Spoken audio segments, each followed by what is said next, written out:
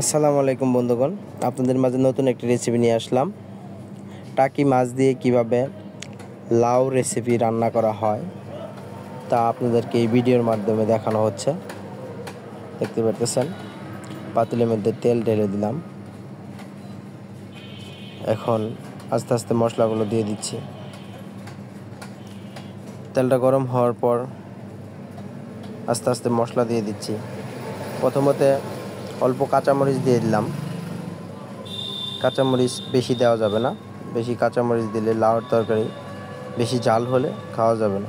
এখন আমি পেঁয়াজ দিয়ে দিচ্ছি পরিমাণ মতন পেঁয়াজ দিয়ে দিচ্ছি। পেঁয়াজটা যে সময় এরকম ব্রাউন কালার হয়ে আসবে তখন আমি মশলা দিয়ে দেব। দেখতে পাচ্ছেন লাড়াচাড়া করতেছি। আমি এখন মশলা দিয়ে দিচ্ছি। পেঁয়াজটা ব্রাউন কালার হয়ে গেছে। আদা দিয়ে দিলাম। এখন রসুন দিয়ে দিচ্ছি পরিমাণ মতন। আদা দিয়ে দিচ্ছি এরকম 100 গ্রামের মতন। রসুনও দিয়ে দিচ্ছি 1 থেকে 150 গ্রামের মতন। জিরা দিয়ে দিচ্ছি প্রায় 50 গ্রামের মতন।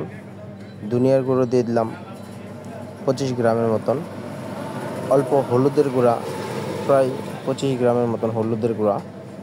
মরিচের ফাঁকিও এরকম 25 গ্রামের মতন মরিচের ফাঁকি দিয়ে দিলাম।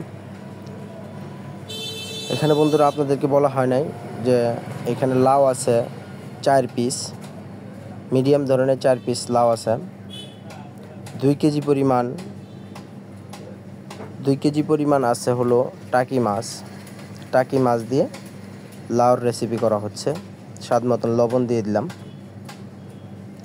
সমস্ত মশলা দিয়ে দেওয়ার পর এখন অল্প একটু টেস্টি সল্ট দিয়ে দিলাম। সমস্ত মশলা দেওয়ার পর এখন এটাকে ভালো করে কষিয়ে নেওয়ার জন্য অল্প সময় জাল করে নিয়ে নিচ্ছি। জাল করা হয়ে গেছে, কষানো হয়ে গেছে। এখন 2 কেজি পরিমাণ টাকি মাছ দিয়ে দেওয়া হচ্ছে। টাকি মাছটা ভালো করে সুন্দরভাবে কষিয়ে নিতে হবে যাতে পরিপূর্ণভাবে টাকি মাছটা হয়ে যায়। সুন্দরভাবে টাকি মাছটা কষানোর জন্য দেখতে পাচ্ছেন টাকি মাছটা আমি পাতিলের মধ্যে দিয়ে দিছি মশলার মধ্যে। এখন টাকি মাছটা কষানো হচ্ছে, ভালো করে কষিয়ে নেওয়া হচ্ছে নাড়াচাড়ার মাধ্যমে। তারপরে এটা যে সময় কষানো হয়ে যাবে তখন এটার মধ্যে আমি লাউ ঢেলে দিব।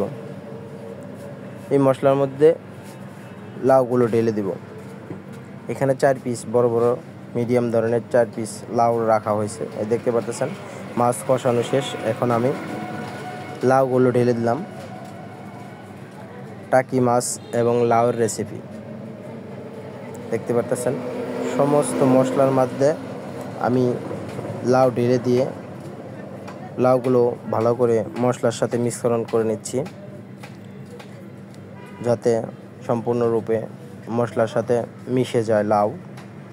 তারপর অল্প সময় ঢেকে দিব যাতে সিদ্ধ হয়। সেজন্য চুলার আঁচকে একটু বাড়িয়ে আমি অল্প সময় ঢেকে দিলাম। ঢাকনা খুলিয়ে এবার দেখি যে আস্তে আস্তে বলক আসছে, কষানো হয়ে যেতেছে আস্তে আস্তে, রান্নার শেষ পর্যায়ে হয়ে যেতেছে আস্তে আস্তে। লাউগুলো সিদ্ধ হলে এটাকে নামিয়ে ফেলবো। এর মধ্যে ধনিয়া পাতা দিয়ে দিচ্ছি। লাউ সিদ্ধ হয়ে গেছে। প্রায় 20 মিনিট জাল করার পর লাউ সিদ্ধ হয়ে গেছে। আমি অল্প ধনিয়া পাতা দিয়ে দিলাম যাতে ধনিয়া পাতাটাও সিদ্ধ হয়ে যায়। এখন লাউয়ের তরকারি হয়ে গেছে। লাউ এবং মাছের তরকারি হয়ে গেছে। এখন এটাকে বলের উপরে বেড়ে নিচ্ছি। এত বড় পাতিল থেকে বলের মধ্যে এটাকে বেড়ে নেওয়া হচ্ছে, সুন্দর করে উঠিয়ে নেওয়া হচ্ছে। পরিপূর্ণভাবে উঠানো শেষ। আমি এটার মধ্যে এখন ধনিয়া পাতা দিয়ে দিচ্ছি, অল্প কাঁচা ধনিয়া পাতা, যাতে ধনিয়া পাতার ফ্লেভারটা আসে। এই জন্য ভাই আপনারা যারা আমার এই ভিডিওটা দেখছেন কিংবা দেখতেছেন তাদের কাছে আমার একটাই রিকোয়েস্ট, আমার ভিডিও যদি ভালো লাগে তাহলে লাইক কমেন্ট শেয়ার করে দেবেন ইনশাআল্লাহ।